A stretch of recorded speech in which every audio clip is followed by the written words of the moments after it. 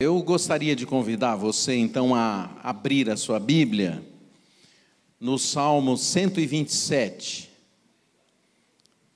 E ele vai ser projetado ali, assim que for possível. Já está lá, ó. Então, preste atenção nesse salmo, é um salmo bastante conhecido. Se o Senhor não edificar a casa, em vão trabalham os que a edificam. Se o Senhor não guardar a cidade, em vão vigia a sentinela. Inútil vos será levantar de madrugada, repousar tarde, comer o pão de dores, pois ele supre aos seus amados enquanto dormem. Eis que os filhos são herança da parte do Senhor, e o fruto do ventre o seu galardão. Como flechas na mão de um homem valente, assim os filhos da mocidade. Bem-aventurado o homem que enche deles a sua aljava, não serão confundidos quando falarem com seus inimigos à porta. Vamos orar. Te damos graças, Senhor, mais uma vez pela bênção, a oportunidade da gente estar aqui. Pedimos que o Senhor fale aos nossos corações, fale às nossas vidas. E que esse salmo que trata dessa questão da família seja abençoador para todos nós. E que o nosso coração se abra para acolher esta palavra. Pedimos que a nossa mente seja reavivada com a Tua palavra e renovada com a Tua palavra. Pedimos que o Senhor nos abençoe, no nome de Jesus. Amém e amém. Atualmente eu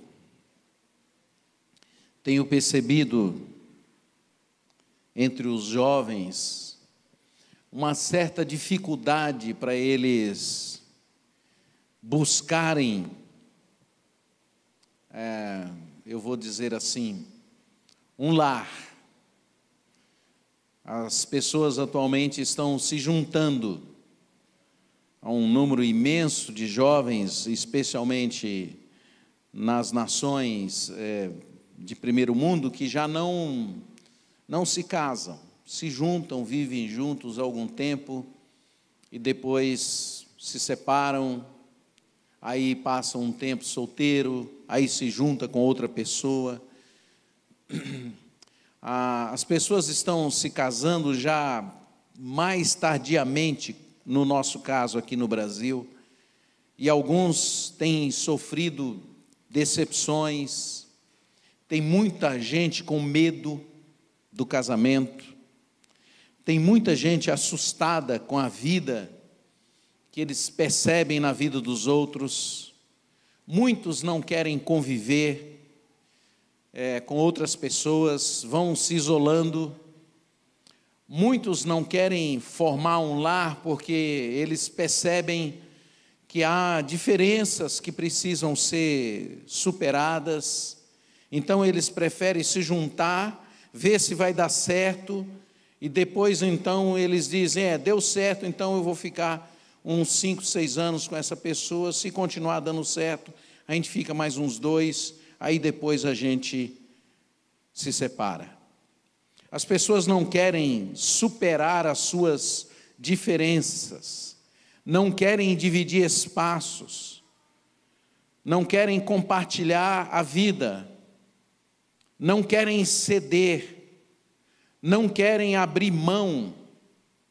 As pessoas se incomodam com a presença um do outro. Dividir a vida é algo quase que desaparecendo no horizonte da mente e do coração das pessoas. As pessoas acham que amar dá muito trabalho. E por isso os relacionamentos vão ficando cada vez mais complicados e difíceis. Os relacionamentos de pessoas adultas, cada vez eles são mais complexos. Os relacionamentos na infância marcam a vida das pessoas de tal forma, o relacionamento dos filhos com os pais, que ao crescerem elas têm muita dificuldade em conviver uns com os outros. Pessoas que não foram amadas na sua infância não conseguem amar quando adultos. Então essa geração que está tendo essas dificuldades, ela tem a ver com a geração anterior, que talvez não tenham aprendido e não tenham sabido de alguma forma como amar os seus filhos. Esse salmo ele chama a atenção para alguns aspectos da vida de família extremamente importantes. Era como se ele estivesse questionando o nosso viver. Ele começa dizendo assim: de que adianta construir muros? De que adianta construir uma cidade? Do que adianta construir um edifício, uma casa? Então as pessoas são motivadas muito mais a se envolverem umas com as outras em função dos seus negócios. E isso invadiu a vida das famílias e também invadiu a vida da igreja. O que eu ganho participando desse grupo? O que eu ganho tendo uma família? Então, muitos preferem ser anônimos em determinados grupos do que se envolverem com as pessoas, porque isso dá trabalho, isso exige de nós. O texto diz assim: herança do Senhor são os filhos. O que a Bíblia está dizendo é que os filhos são bênção. Mas eu pergunto para vocês, quanto tempo faz que você não ouve essa palavra, filhos são uma bênção? Raramente nós ouvimos isso. E quando a gente fala isso, as pessoas reagem. As pessoas dizem: mas não pode ter muito, tem que ter pouquinho. Qual é a importância de ter filhos? Parece que há uma certa desconfiança de que filhos vêm à vida para estragar a vida de muitos. Eu ouço as pessoas dizerem: eu queria muito ter filho.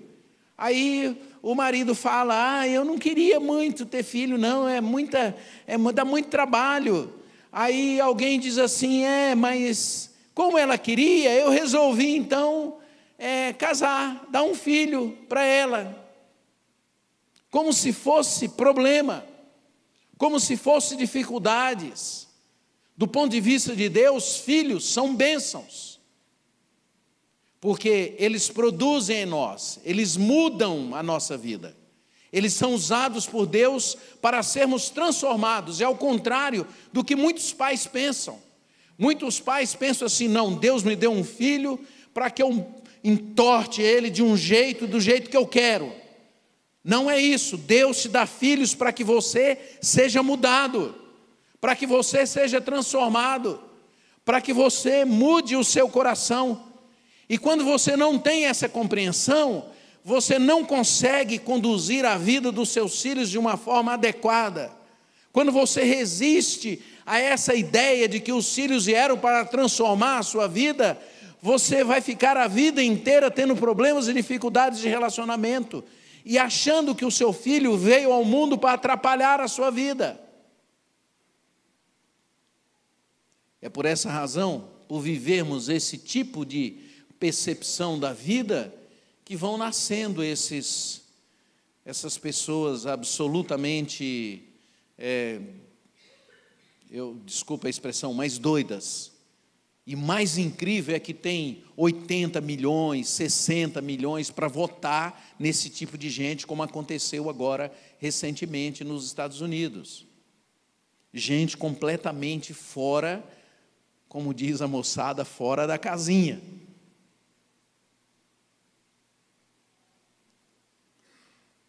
Por quê que Deus coloca dessa forma para nós? O que nós estamos vivendo hoje, gente, é que os filhos estão em baixa. As pessoas têm um filho quase que para cumprir uma obrigação, uma necessidade psicológica de atender alguma ansiedade da alma. Ela não iria ficar bem se nunca tivesse um filho. Então aí vamos dar um jeito de arrumar um filho para ela. Xuxa declarou isso claramente: eu queria apenas ter um filho, eu não queria ter um companheiro, uma pessoa que eu pudesse amar. Aí vem a babá eletrônica, aí vem a creche, aí vem a escola, aí vem a igreja, e as pessoas vão fazendo da igreja um lugar onde elas vão depositando os filhos.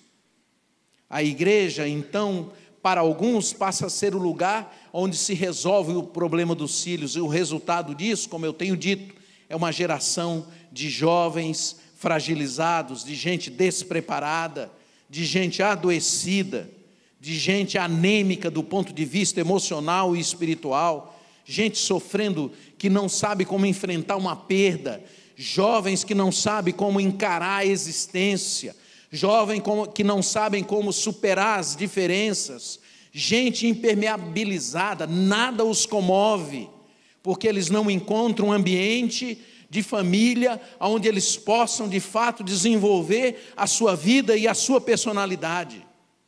Esse salmo, ele chama atenção para isso. A primeira afirmação dele, e eu quero ressaltar isso, é: construir uma casa é diferente de construir um lar. O texto está deixando claro: trabalhe, faça a sua parte, mas faça isso com fé, porque só Deus edifica. Trabalhe, dedique-se, mas construir uma casa é diferente de construir um lar. Casas, até o Castor constrói, até o João de Barro faz casa numa árvore. No Brasil há muita gente que sabe construir casas, edifícios, pontes, estradas. A Odebrecht está aí, construiu um monte de coisas, mas quebraram o país, morrem milhares por causa deles. Construir coisas não significa nada do ponto de vista de Deus. O Senhor aqui não está falando dessas construções que as pessoas fazem, que os homens fazem. Roma foi construído há 2.850 anos, está lá até hoje. Roma está lá e as pessoas vão lá. Roma, a cidade que bebeu o sangue dos profetas, dos cristãos, continua existindo. A casa do Conde Drácula existe até hoje, está lá na Pensilvânia. Mas o que significa isso? Se o Senhor não edificar, se o Senhor não construir, que edificação é essa? Que casa é essa? Que cidade é essa? Qualquer pedreiro faz uma casa, mas o texto está dizendo que é inútil construir casas, se o Senhor não construir. É possível construir, qualquer um pode. Cidades podem ser construídas das mais variadas maneiras, casas também, mas lares não. Não é possível construir lares sem Deus. É possível construir prédios, edifícios, casas, mas não haverá vida ali se Deus não se fizer presente. É por isso que Deus diz: é inútil. A impossibilidade é diferente da inutilidade. É possível construir, mas é inútil. É por isso e é por essa razão que muitos conseguem construir, muitos conseguem construir templos, muitos conseguem construir lares, famílias, e é por essa razão que muitos, por causa dessa ideia de que se eles construírem alguma coisa do ponto de vista visível e material, a vida deles está resolvida. Você pode construir casas, você pode pôr dinheiro na sua casa, você pode fazer muitas coisas na sua casa, mas você não pode edificar um lar sem Deus. Alexandre, aos 33 anos, ele conquistou o mundo. Qualquer um pode conquistar o mundo. Deus, nesse texto, ele não está falando da impossibilidade, ele está falando da inutilidade da gente fazer as coisas e achar que nós estamos construindo aquilo que Ele deseja. De que adianta você ficar essa vida frenética, mas viver sem Deus? Como eu disse, muitos conseguem construir impérios. Nós temos visto isso todo dia, mas não enxergamos a nossa própria vida. E corremos atrás das mesmas coisas que essas pessoas correm. E dedicamos a nossa vida a essas mesmas coisas. Entregamos a nossa vida a essas mesmas coisas. Eike Batista conseguiu, os irmãos Marinhos da Rede Globo conseguem, a Odebrecht consegue, o Zé Disseu conseguiu, a Gleice Hoffmann conseguiu, o Cunha conseguiu, o Lula conseguiu. Vocês imaginem, os filhos do Lula conseguiram construir um império. Mas Deus diz, tudo isso é inútil, tudo isso perde valor, tudo isso é sem sentido. De que vale todas essas agonias? De que vale toda essa insônia? Do que vale pessoas como essas serem construídas ao longo da vida delas, habitados pela maldade no coração? De que vale você ter uma família e perder todos os valores da sua família? Por causa de parede, por causa de construção, por causa de construir um império, você esquecer a sua família, a sua esposa, seus filhos. A Bíblia diz, é inútil, não inverta as ordens, não inverta os valores. De que vale isto? De que vale você inverter os valores para ter uma grande profissão? De que vale você inverter os valores e a presença de Deus na sua família para você ter coisas? É inútil, diz Deus. É possível, mas é inútil. E é por essa razão que muitos vivem essa loucura, com medo de perder, com medo de não ganhar, enchendo o coração de ódio, de amargura. E você não sabe por quê. Fiz uma grande casa, fiz uma grande coisa, mas a casa é vazia. Gerou um filho, mas não o conhece. Preste atenção, ninguém come casas, ninguém come fazenda, ninguém come carro, ninguém come sucesso, lambe sucesso ao longo da vida. Se você estiver esmagando a sua vida por essas coisas, se você estivesse agoniando por isto, morrendo por causa disso, eu, em nome de Jesus, venho para dizer a você, você está vivendo uma ilusão. A terceira coisa que eu quero chamar, viver é diferente de construir coisas e de fazer grandes coisas. Você tem que vigiar. O texto diz que você tem que vigiar, você tem que trabalhar. Mas o texto diz mais, o texto diz que você tem que viver. E viver numa perspectiva bíblica é amar.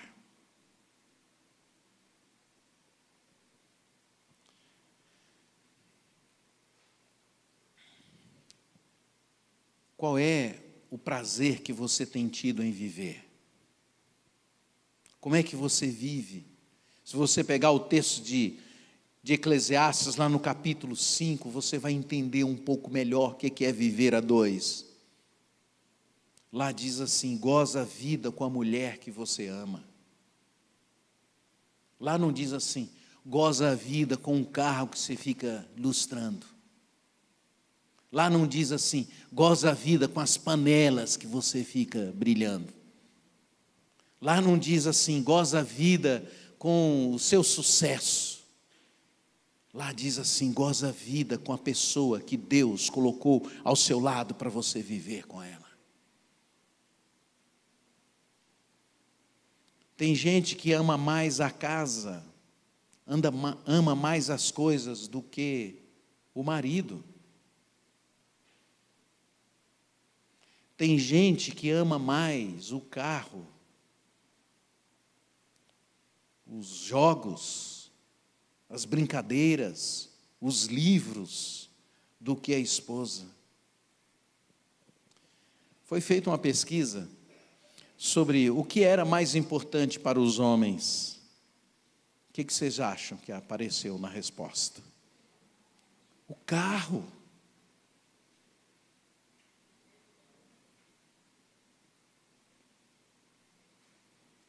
A segunda opção dos homens, o patrão. O que é mais importante para você? O patrão, porque ele acha que ele vai morrer. Não é a esposa, não é nem o filho. Do ponto de vista bíblico, você tem que amar a esposa, não o filho. Em primeiro lugar, ama a esposa, depois os filhos. Esse é o padrão da palavra de Deus. As pessoas não querem ter relacionamentos. É mais fácil amar um carro, amar um cachorro, do que amar outro ser humano. Porque a gente não quer viver relacionamento, gente, tem acerto e desacerto. Relacionamento tem momentos difíceis e tem que ter momentos de reconciliação. Relacionamentos têm conflitos e a gente tem que aprender a superá-los. Relacionamento é a gente crescer junto com o outro. É reconhecer que o outro é usado por Deus para transformar a minha vida. A maioria das pessoas não se sentem amadas, porque de fato elas não são. Muitos vão se tornando incapazes de amar, porque eles não têm o que dar. Eles não têm o que oferecer, eles não são amados, vão se tornando pessoas endurecidas, de coração inafetivo, vão se tornando pessoas insensíveis, que não se importam, indiferentes. Às vezes eu fico olhando como as pessoas lidam com o outro ser humano, com o outro amigo. Eu fico imaginando o que acontece em casa. Aproveita a vida com a pessoa que você ama. Aproveita. Aproveita enquanto os seus filhos ainda estão crescendo. Ame-os. Se você abraçar agora enquanto eles estão crescendo, vai ser ótimo, mas continue abraçando, ainda que eles sejam maiores que você. A hora que eles mais precisam de abraço, de beijo, de conversa, é quando eles vão crescendo. Infelizmente, alguns de nós vamos perdendo essa oportunidade. É como se os filhos fossem abandonados. Você pode construir uma casa, mas essa casa pode ficar vazia. A palavra lar, ela tem uma derivação para uma outra palavra que é lareira. Lareira significa calor do lar. Casa tem que ter calor, tem que ter amor, tem que ter presença de Deus. Muitos geram filhos, mas os filhos não são herança do Senhor. Nos Estados Unidos tem um aplicativo para o iPhone que apresenta e mostra quanto que você gasta com seu filho em cada dia. E você pode ir acrescentando o que você está gastando. Aí, depois de 10 anos, você tem lá a conta, quanto você gastou com ele. E tem muita gente que compra esse aplicativo para saber o que ele está gastando com o filho. Ele está tendo a visão de que filho é despesa, não são herança. Muitas pessoas confundem herança com galardão. Eu vou ter um grande galardão no céu, meus filhos são meu galardão. Não, filho é herança, você herda de alguém e você um dia vai ter que entregar para alguém.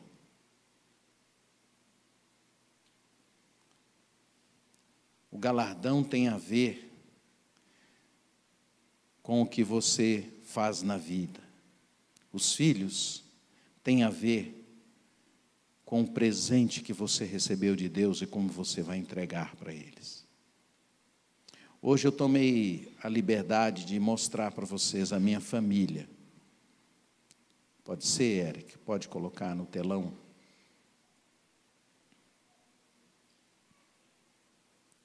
Nós éramos 3 filhos, tínhamos 3 filhos, eu e Ednai, o Diego, a Nara e o Júnior.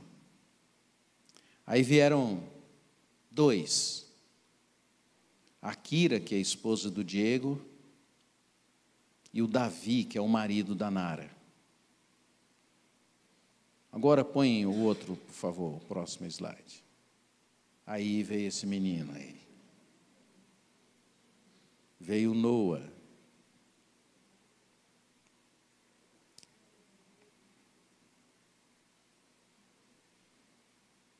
Qual que é a minha herança? São esses aí. Qual que é a sua herança? A minha oração é que quanto mais eles me amarem, mais rico eu vou ser. Quanto mais eles me respeitarem, maior será a minha poupança. Quanto mais eles se inspirarem em nós, eu e na Ednai, mais valor nós vamos ter. Mais honrados eu serei.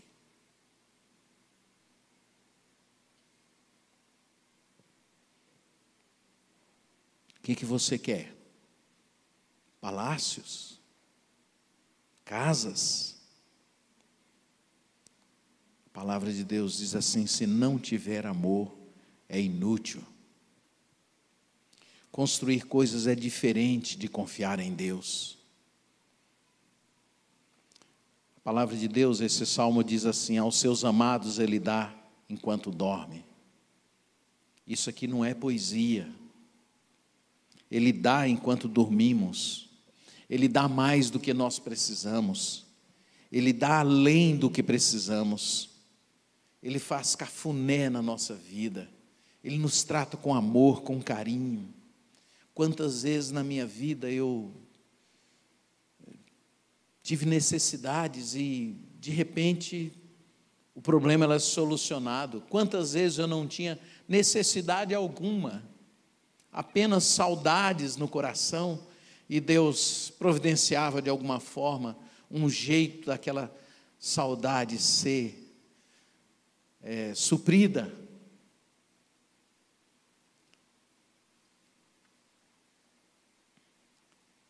Tudo depende do que você crê e como você crê. Você anda, você vive, você reage, você tem reações de acordo com o que você crê.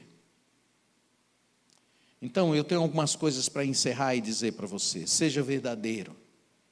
Não seja econômico no seu amor pelas pessoas. Compartilhe a sua vida com as pessoas. Reparta a sua vida com aqueles com quem você convive. Semeie amor para as pessoas. Semeie para quem está perto, semeie para quem está longe. Porque é dessa semeadura é que vai voltar o amor. É um bumerangue, você lança a semente, ela brota e volta para você. Você nem sabe onde vai brotar, mas ela vai brotar. Ela vai aparecer em algum momento. Ela vai se mostrar em algum momento. Não inverta. Não ame as paredes mais do que a Deus. Não ame as paredes mais do que a sua família. Não ame o prédio mais do que a sua família. Prédio é prédio. Não ame a sua profissão mais do que a Deus e os seus filhos. Emprego é emprego. Não ame o seu salário mais do que a Deus e a sua família. A vida é outra coisa. Jesus diz: o corpo é mais que a veste. A vida é mais do que alimento. A vida é mais do que carro. A vida é mais do que posição. A vida é mais do que dinheiro. A vida é mais do que qualquer outra coisa. A casa não é a construção de um lar, não constrói relacionamentos. Trabalho não constrói relacionamentos. Não é o salário. O trabalho, ele é bom, ele é útil, ele é necessário. Mas ele só gera em nós esse prazer de ser útil. Gerar filhos é um encontro de duas pessoas. Gerar filhos é mais do que você apenas trazer uma pessoa à existência. É a fusão de dois seres humanos que vão ser construídos naquela imagenzinha que está ali. E ele vai aprender olhando para você, percebendo como você vive, vendo como você reage, vendo como você como você se trata em casa. Isso vai gerar nessa criança segurança, paz, alegria. Ou então, ódio, rancor, mágoa.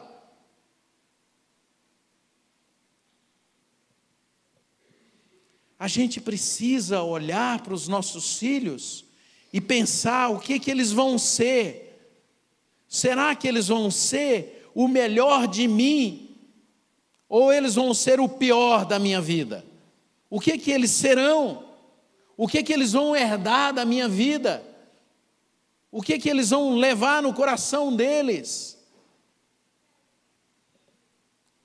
Acho que eu tenho que dar uma palavra para os filhos também. E vou ser muito rápido. Filhos, não piorem os seus pais. Melhore os seus pais. E você melhora o seu pai quando você o ama. Você melhora o seu pai quando você o respeita. Você melhora o seu pai quando você o trata bem. Seu pai, que eu estou querendo dizer, os seus pais. Devolvam-se aos seus pais como gente abençoadora. Eu tive o privilégio de trabalhar uma grande parte do meu ministério convivendo com os jovens. Quase que a maior parte dele. E por muitas vezes eu ouvia as reclamações dos jovenzinhos. Algumas vezes eu tive que intermediar encontros entre filhos e pais.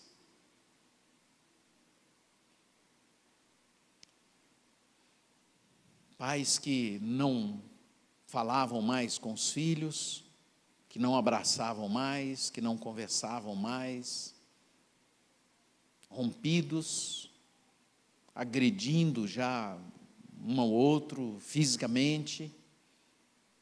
E quando eles chegavam até mim e me contavam coisas que aconteciam entre ele, os meninos, os rapazes, às vezes as moças, o que acontecia entre ele e os pais, eu dizia para eles: olha, a única coisa que você precisa fazer é amar a Deus e amar o seu pai, e demonstrar isso em algum momento. E eu dizia: olha, o dia que isso acontecer, se for possível, eu gostaria de estar presente, porque não há cena mais linda no mundo do que você ver um filho se reconciliando com seu pai. Filhos, amem a Deus e amem aos seus pais. E ele vai ser honrado, ele vai ser abençoado pela sua vida.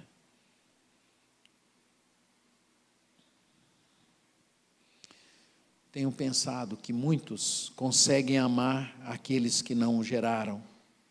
Não gerou a pessoa, mas ama, diz que quer bem, convive.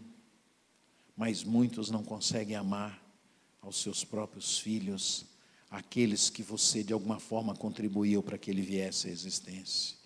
Inútil será comer o pão da angústia, da raiva, o pão da amargura, que só traz doença, câncer, estresse, nervosismo, ansiedade, pânico. Por quê? Por que não confiar em Deus? Por que não colocar a vida nas mãos dele? Por que não admitir que você tem dificuldade para amar? Por que não dizer: Senhor, transforma meu coração, me faz ser um pai mais amoroso? Por que não dizer para Deus: Senhor, eu não consigo, eu já estou tão machucada que eu não consigo, Senhor, me faz uma mãe mais amorosa? Por que não dizer: Senhor, não consigo amar minha esposa, transforma a minha vida, me faz amá-la de verdade? Por que não dizer: Senhor, transforma a minha vida, eu estou convivendo com tanta mágoa no coração com meu marido, muda isso no meu coração? Por que não confiar nele? Qual o motivo? Então eu quero te convidar para você ir para a cruz, ou vir para a cruz. Comece perguntando a você mesmo, se de fato Jesus habita seu coração. Essa é a primeira pergunta. Ainda que você frequente a igreja, tenha nascido aqui, ainda que você tenha uma religião, ou tenha frequentado outra igreja, pergunte a você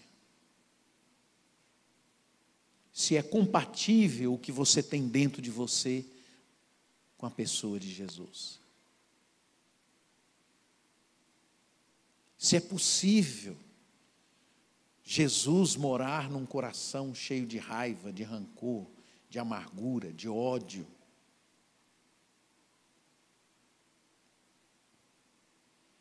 Em segundo lugar, comece a chamar pecado de pecado. Desamor, segundo a Bíblia, é pecado.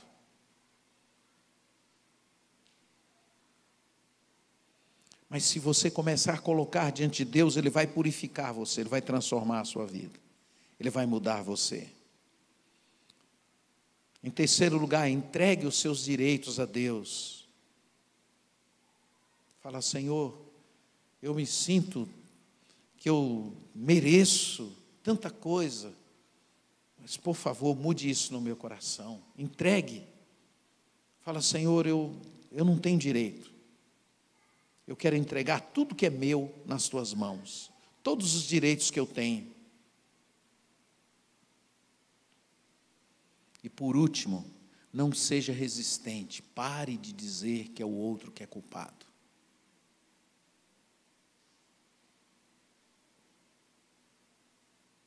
Na cruz não tem jeito da gente levar o outro. Na cruz não tem jeito de você dizer: Jesus, estou trazendo aqui meu marido, que ele que é culpado. Não tem jeito. Na cruz só cabe um. Só você, ou só eu. Você quer ir? Se você for, você pode ter certeza que a sua vida vai mudar. E você vai ser um novo homem, uma nova mulher, um novo pai, uma nova mãe. Não dá para levar outro, tem que ser você.